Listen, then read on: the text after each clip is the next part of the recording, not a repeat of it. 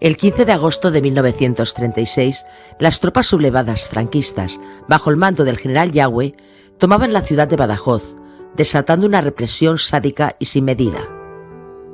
Hacía menos de un mes que algunos militares se habían sublevado, dando un golpe de Estado contra el gobierno de la Segunda República.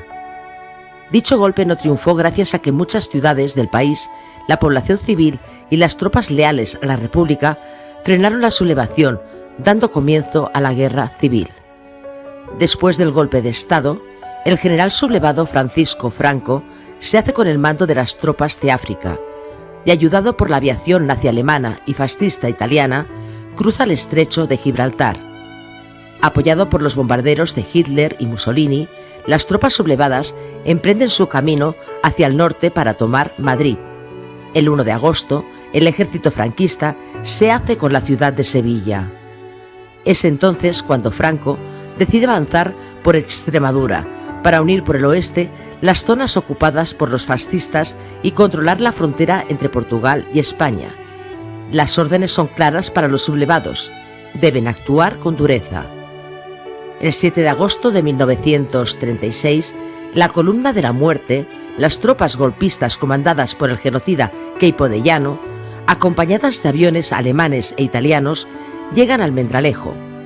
Allí, las tropas fieles a la República no ofrecen gran resistencia y se repliegan, excepto unos 40 milicianos que se atrincheran en la torre de la parroquia de la Purificación. Por ello, los mandos fascistas deciden quemar y cañonear la parroquia, con los resistentes en su interior. Se calcula que unos 1000 civiles fueron asesinados en los momentos posteriores a la toma de Almendralejo, a manos del ejército franquista. El 10 de agosto, la Columna de la Muerte consigue tomar Mérida, expulsando a los republicanos y uniendo así los territorios controlados por el bando sublevado. Después, el general Yagüe se pone al mando de las tropas y avanza hacia Badajoz.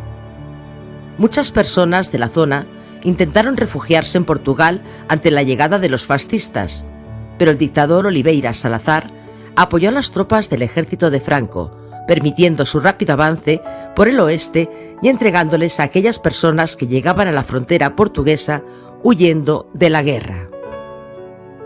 Poco después de la toma de Mérida, el ejército de Yagüe se instala ante Badajoz.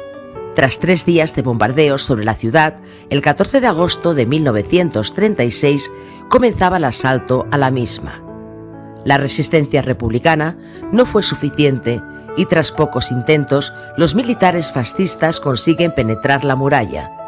Desde ese mismo momento, las tropas del genocida general Yagüe llevan a cabo en la capital pacense una de las mayores matanzas de la guerra civil.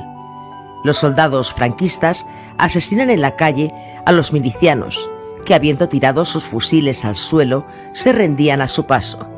Incluso llegaron a asesinar a 43 de ellos que se encontraban heridos e indefensos en el hospital. En torno a las 12 de la noche, el fascismo terminó por imponerse en Badajoz. Las horas posteriores fueron horrorosas para la historia. Dicen algunas crónicas que los cuerpos de civiles asesinados se amontonaban en la calle por centenares. Niños, mujeres y hombres fueron llevados a la Plaza de Toros, en un primer momento para ser fusilados allí, pero después se empleó el recinto para retener a todas aquellas personas que fuesen sospechosas de no ser fieles a la sublevación fascista o que pudiesen ser de izquierdas, homosexuales, sindicalistas, para luego fusilarlos en el cementerio. Mientras los presos civiles eran conducidos a la tapia del cementerio para ser asesinados, los que permanecían en la Plaza de Toros eran humillados y torturados junto a los cadáveres que iban retirando los sublevados. Los cuerpos eran llevados a las cercanías del mismo cementerio, donde eran incinerados y enterrados en una fosa común. Se estima que 4000 personas fueron asesinadas por las tropas de Yagüe, el carnicero de Badajoz, quien en una entrevista reconoció los hechos y el número de asesinatos. La matanza de Badajoz fue un episodio terrible, tanto que un oficial nazi que estuvo presente, Hans von Funk, aconsejaba en un informe a Hitler no enviar tropas alemanas a España debido a que el salvajismo del ejército sublevado mermaría la moral de los soldados nazis. Además, el genocidio de Yahweh provocó reacciones desfavorables en la prensa internacional. Por ello, el bando fascista emprendió campañas de propaganda contra los republicanos, atribuyéndoles, por ejemplo, la autoría de los bombardeos de Durango, Guernica, Castellón. También se impuso el silencio. Aquellos hechos nunca habían sucedido. Miles de asesinatos fueron acallados e informes y actas destruidos. A pesar de todo, la historia puede volver a llegar hasta nosotros. Algunas veces lo hace en forma de dolor y sufrimiento, como el de aquellas personas que fueron torturadas, o las que nunca pudieron despedirse de sus familiares, aquellos a los que les destruyeron sus ciudades, sus casas y sus vidas, a los que nunca les dejaron buscar a sus seres queridos y a los que durante 40 años ni siquiera se les dejó hablar de ello.